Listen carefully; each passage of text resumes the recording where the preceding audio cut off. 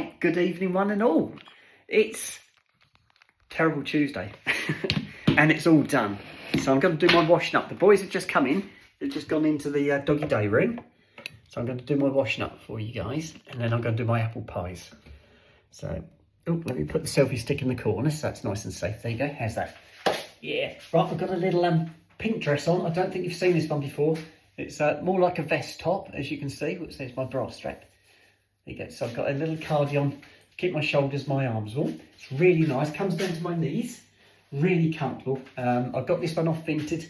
It's probably a couple of pounds. I think it was £2.50 this one. Really nice.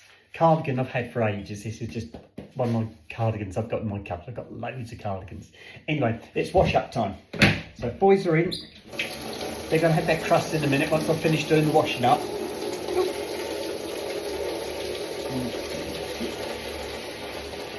Lovely. And I can tell you what's been going on today. It's been quite an eventful day today at work. Right, get this lot in. I haven't got too much to do. Nice easy one tonight. Right, let's start at the beginning. Really nice drive to work. A little bit misty, a little bit foggy. But I went on the A14, so it's all straightforward, just followed the traffic. Got to work probably about 7:30 by the time I got there. The sun came up eventually. What a glorious day. Oh, I'm going to flick the kettle on. Hang on. Right, kettle's on.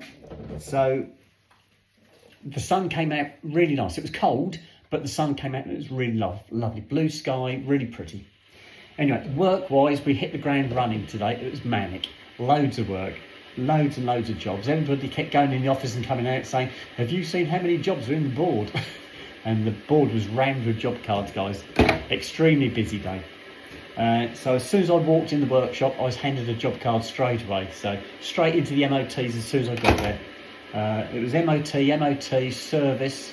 Then I did a sales car, which I'm still on. No, sorry, no, I finished that one. I've got a second one in. I finished the first one, which was an MOT as well. And then I got a service MOT on a service, not an MOT, the car's too new, on a 2-year-old car, so that's good. So that's on my ramp at the moment, so I'll be able to hit the ground running tomorrow when I get back to work, which will be really nice. I like that. Anyway, right at the end of the day, so probably about 3:30, 4 o'clock time, the service manager came through the workshop. He said, we're having a meeting in the tea room at 4:30. He said, we'd like everybody there. So I thought, great. They do it in our time, not in their time, guys. That's pretty normal. So I was a bit reluctant to go, as I know what's going to happen. As soon as I do that, I hit the traffic wrong in Cambridge and I get stuck, which is exactly what happened. Anyway, so 4:30 comes. It wasn't just our side, because the garage I work at has got 2 workshops for 2 different franchises. I obviously work on one side, and the other side is a better franchise to work on, should I say. The one I prefer to work on. Anyway, so 4:30 comes, we all trek upstairs into the tea room. The director comes through, well, 2 directors turned up. We all sat down around this big round table. Somebody made the comment, oh, it looks like King Arthur and the round table, huge round table, all sat at it. And the director starts off, he said, right, he said, as you all know, he said, it's extremely busy at the moment and we're having trouble getting through all the work. He said, so I have asked whether there'd be people willing to come in, just grabbing the plates, guys, whether people would be willing to come in early, go home late, and possibly come in on a Saturday to make some inroads into clearing some of this work we've got. He said, what we're going to do, he said, we're going to give you a bonus incentive scheme. Now, the bonus incentive scheme is, if you are 99% productive, you just get your normal wage, okay? But if you hit anything over 99%, so if you're 100% plus, then you go into a new category and you get a bonus. And this bonus, depending upon how far over this target you get, varies. And it can go up to about £700. It went from 300 to 500 to I think 700, depending on what hours you booked, how far over the 100% you got. Which is all well and good if you're all doing services and MOTs and sales cars and PDIs, guys. You can do it. But what's happening is the particular franchise that is really busy has a lot of diagnostic jobs. By that I mean cars coming in with problems. And these aren't old cars, guys. These are new cars and they've got lots of problems. And you don't get paid for diagnostics. You only get paid for the repair. So these cars are all under warranty. So if your car goes wrong and it's under warranty and it has to come back to the garage to be looked at, be it on the back of a transport or if you manage to drive it in, what happens then is a diagnostic has to be carried out to see what the fault is. And you don't get paid for doing diagnostic, you only get paid for the actual repair. So if it's a little sensor that's faulty, you have to do all these checks to find out what's the fault. And once you iron it down to a particular sensor or a wire or whatever you find it is, you only get paid to do the repair on that item. Okay, so you can spend 5 hours tracing a fault to try and find out where a fault is, to come down to a sensor, and then you order the sensor up and you get 0.2 for fitting the sensor. That's all you get. You don't get anything for diagnostics. So you spent 5 hours looking for it and you get 0.2 for doing it. So that's the problem. The franchise isn't particularly good and there's a lot of faults like this. What happens is the director said, well, if that's the case, he said, we don't want to be doing the diagnostics, but they come hand in hand with selling the cars. You sell a brand new car to somebody, it goes wrong, they're going to bring it back. But you can actually turn it away. You can actually say, oh, we haven't got time to do it, you'll have to take it elsewhere. You get fined for it. You get fined, I believe it's about £100 for turning a job away. But you probably end up being better off because you'd have spent 5 hours diagnosing a fault for a 0.2 job. And that's the problem. They don't like to turn, you buy a car for 20, 30,000 pounds. You don't expect that garage to turn around and tell you to go elsewhere. You expect them to put your car right, and rightly so. But that's the problem. We've got a lot of diagnostic jobs that just don't pay. And so you're never going to hit your 100% efficiency because you can't sell your hours. I don't do diagnostic work, so I'm fortunate because I'm not a franchise technician. But there's a couple of franchise technicians there who virtually do nothing but diagnostic work. And the problem there is there's no way in this world that they'll ever get the bonus. They'll never make it. It's impossible. And that's the point that was put across to the director. So the director turned around and said, well, we want to be turning these jobs away. It's easy for him to say that, but it's not that easy when it comes to facing a customer and saying, oh, you'll have to take your car to Joe Bloggs down the road because we can't do it. We're too busy. So that's where we got to tonight. They left it. They opened it up for questions and I was asked by the director. He said, April, what do you think? And I said, well, does this actually relate to me? I said, because I'm not a franchise technician. And he said, yeah, you're involved as well. You're part of it. You'll get bonus as well. I won't, guys. I've had this situation thrown at me before. I'm a salaried technician. I agreed to work for a certain amount of money and that's what they pay me. Now, I've been there 10 years. And I got paid bonus once, and I was over at Bury St Edmunds when that happened. They paid me bonus, which I was surprised to see in my wage packet, but then the following month, they took it away because they realised they shouldn't have given it to me. So I can't see that I'm going to get anything out of this anyway. And yeah, it's just not going to happen. Also, the other thing that goes with this is the service times now. Okay, a lot of cars now, they're fuel injected, they're all governed by ECUs. The car is controlled by ECUs, so there's a lot of things you don't have to do on a service now that you used to have to do years ago. So it has reduced a lot of the things that you have to do, but they've also cut the labour times down. So you get what they call an A service or a B service, and the times for an A service is 0.6, which is 36 minutes, and a B service, which is a big one, oil and filter, get the wheels off it, guys, 0.8. So you don't even get an hour for a big service. They can make it up with extra items. So if it's got to have something like brake fluid changed or spark plugs changed, you get a little bit of extra time for that. Auxiliary belts, that will go on top as well. But it's all extras. And a lot of the customers will turn these extras down. They bring the car in for a service and they say to them all, you're due spark plugs this service. And they say, oh no, it's all right, don't worry about those. I'll worry about that later. So you miss out on things like that where the customers say they don't want them done. So anyway, so we've got short labour times on services, and we've got a lot of diagnostic work to be done. So that all leads into those hours. So you can't hit your 100% anyway, regardless of getting to 110, 120%. It's, yeah, nigh on impossible, guys. I've actually done all the washing up, guys. That's done. I've done the lot. I'm going to do the apple pies now. I've done my sandwiches already, by the way, because you know what tomorrow is, don't you? Yeah, it's cheese day. I knew I'd sneak that one in. So anyway, that's where it got left tonight. The director said to us at the end of the meeting, he said, if you want to ask me any more questions, you've got my number, phone me or send me an email. He said, and I'll answer them.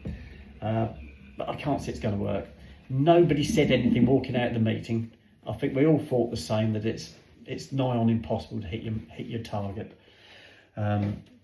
So yeah, we'll see what happens tomorrow. We'll all be talking about it tomorrow. Everybody will have had time to think about this. I can't see it's going to work. The service manager was sat behind us. He was keeping very quiet, and so was the assistant service manager. They were keeping quiet as well. They were just listening. I think they knew this was all coming because I saw them sat in the office the other day with the director. So they obviously knew what was going to be coming tonight. And they just sat there quietly, just listening to it all. But yeah, we'll see. We'll see what happens, guys. Right, I think that's enough babbling on about work. I think the important things are here now, like the apple pies. And my Snoop will be in as soon as he hears me open that cupboard door, guys. So let me get the phone across. Right. Here we go. Right, here we go. See how long it is. Snoop's in there. He'll be in as soon as I start. You wait and see.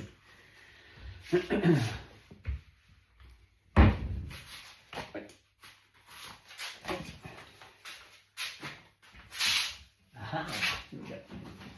Right, apple pies.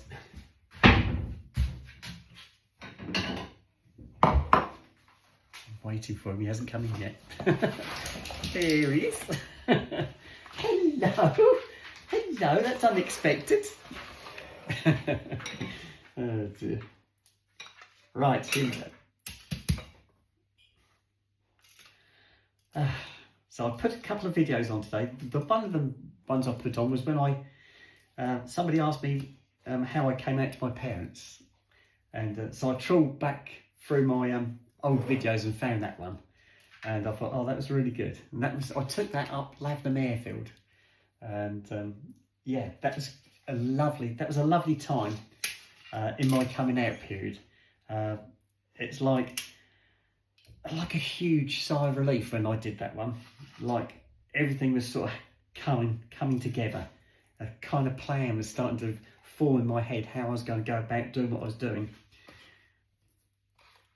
Right, let me get the boys fit. Right, guys, are you ready for this? Come on then.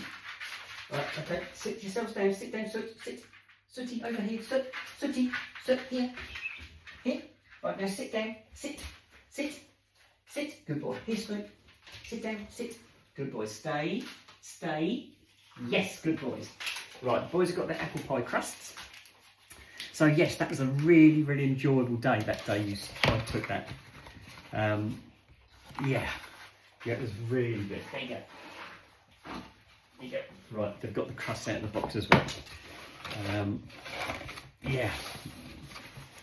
That gave me a bit of a buzz watching that, thinking how I felt when I was doing that one.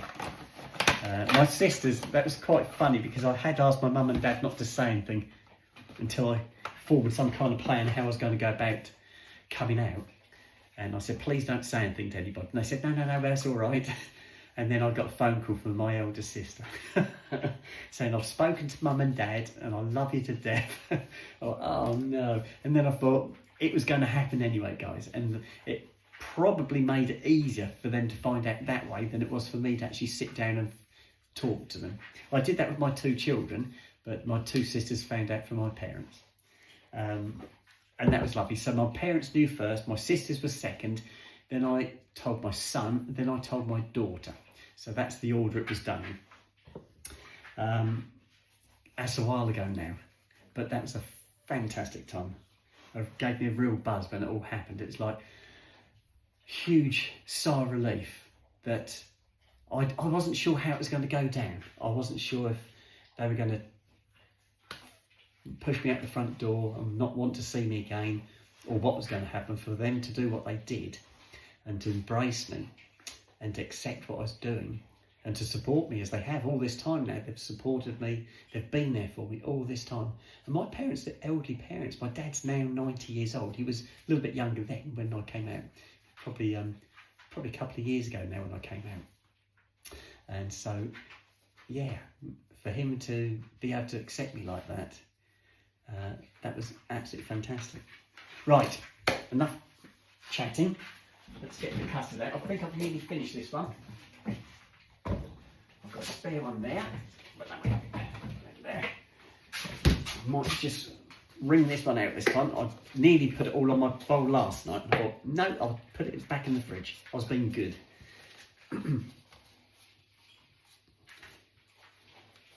Right, here we go. Squeezing it out, guys. There's not a lot in this one. You'll see how little there is. I should have had it last night. I know I should have, but I was trying to be good. I took milk upstairs last night for like a nightcap as opposed to taking a cup of tea up. I took a milk up. Oh, that was lovely. I sat in bed having a milky coffee. That was really nice. Right, that's one done. Let's get this new one open. Where is it? So I might do that again tonight. It might be a new tradition. I might start afresh. Something else new. I'm trying to vary things a little bit because people have said I'm a bit too predictable. And so that's why I've been changing things about. Doing this washing up video a little bit earlier. It does help me because I can get to bed a little bit earlier and I can sit in bed and go through my messages. Right, there you go, guys. We're done.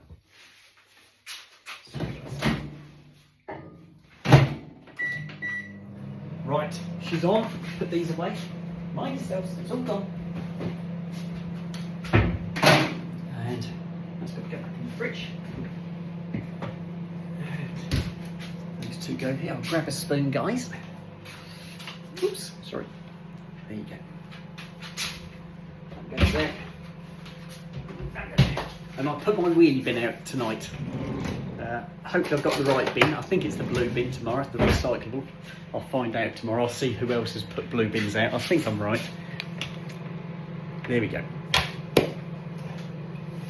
Oh, I feel cold now. I'll go in the front room in a minute. It's nice and warm in there. It's a bit cooler in here. See my plants behind me? They're still going, but they're starting to shed some leaves now. I think it's a little bit too cold because they're right beside the back door, and I think it's a bit drafty there for them. They're sat, that box they're sat on, there's a radiator in there, but I turned that off when I put the plants there. I turned the radiator off, otherwise it would just cook it. So I turned that off, but I think it's a little bit drafty by the door, and the leaves have started to, you can see the stalks now at the bottom if you look. You couldn't see those before because it was all surrounded by leaves, but yeah, I might have to find a warmer spot for them, but they look really nice there and I like them now. I'll see if I can keep them there until Donna and Karen come, and then I might have to reposition them somewhere else. But they really look nice there. They'll probably be all right there in the summer because it gets lovely and toasty warm in here and the sun comes through these windows and it's really nice. Right, that's that one done. And out she comes. Right guys, I'm going to go in the front room now and have this. I'm going to do another video when I put the boys to bed later on tonight. So you can see that one, but I'm going to go and sit in the front room now, relax, have my apple pies, and I'm going to speak to you guys later, okay? Right, bye-bye.